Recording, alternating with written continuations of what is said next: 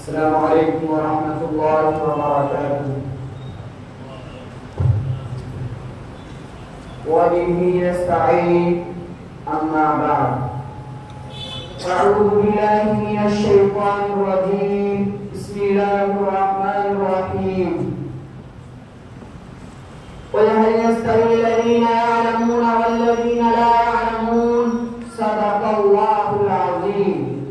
محترم حضرات، تعلیم رجال کی طرح تعلیم نسواں کو بھی شریعت اسلامیہ میں تعلیم رجال کی طرح تعلیم نسواں کو بھی شریعت اسلامیہ میں غیر معمولی اہمیت حاصل ہے، اس لیے کہ جہاں بھی شریعت نے تعلیم کا مطالبہ کیا ہے تو ایسا اسلوب اور عمومی بیان اختیار کیا ہے جو دونوں صنفوں کو شامل ہے.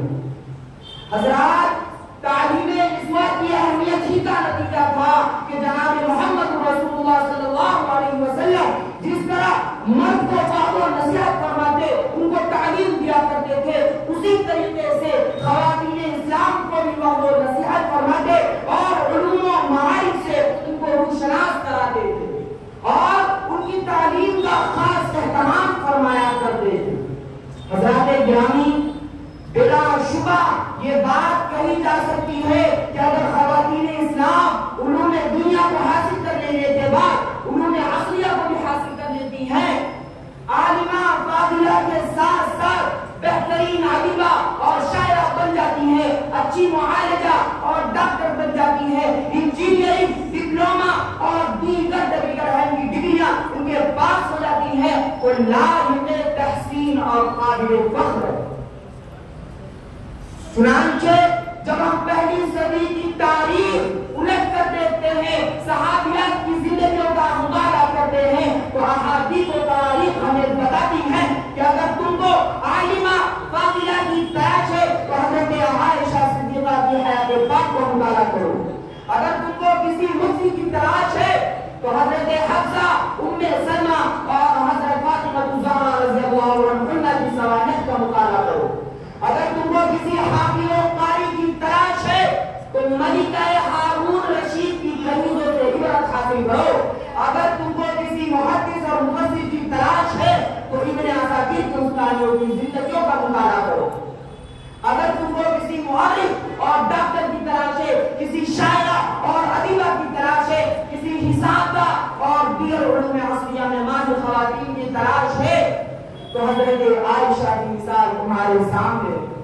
یہی نہیں بلکہ ہزاروں کی تعداد میں ہم کو مثالیں ملتی ہیں جو اس بات جو ہزاروں کی تعداد میں ہم کو مثالیں ملتی ہیں. برادران ملت اسلامیہ، خواتین اسلام کا یہ نمایاں کردار صرف علمی میدان ہی میں نہیں بلکہ اس کے علاوہ اور بھی میدانوں میں انہوں نے وہ کارہائے نمایاں انجام دیے ہیں، عالم اس کی نظیر پیش نہیں کر سکتی. برادران ملت اسلامیہ، آج اس ترقی یافتہ اور معاشرت کے دور میں بھی حصول تعلیم کا ایک مطلب حرف نہیں کہ اب ہم کو پوری آزادی مل گئی. جب جس وقت اور جہاں چاہے بے معروف کی طرف بھولے علوم دینیا اور علوم عصریہ کے حصول کے لیے منمانے ادارے کا انتخاب کرو.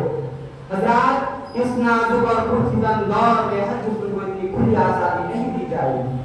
ان اسکولوں اور کالجوں میں داخل ہونے کی حقیقی اجازت نہیں دی جائے گی جہاں خالص قدیمی تہذیب کی آبیاری ہو رہی ہو، مغربیت سے متاثر وہاں کا نثار تعلیم ہو، اسلامی تہذیب اسلامی کلچر کا نام و نشان نہ ہو، اسلامی تہذیب و تمدن کی دھجیاں اڑائی جا رہی ہو، نقاب اور برقعے کا استحضاء کیا جا رہا ہو، آزادانہ اختلاف اور ننگے پن سے شہوانی جذبات کو ابھارا جاتا ہو، مرد و عورت کے درمیان ناجائز جنسی تعلقات کو فروغ دیا جاتا ہو.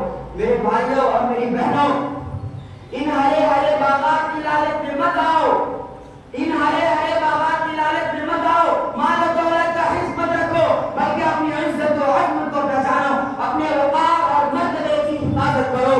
مالک کائنات نے جب پیدا فرمایا ہے تو رزق کا بھی بندوبست وہی کرے گا. ما من شیء الا وله رزقها، جس کو اللہ رزق دینا چاہے گا کوئی مال کا لال اسے ایک دانہ بھی چھین نہیں سکتا، اور جس کو اللہ رزق سے محروم کرنا چاہے گا کوئی مال کا لال ایک دانہ بھی عطا نہیں کر سکتا.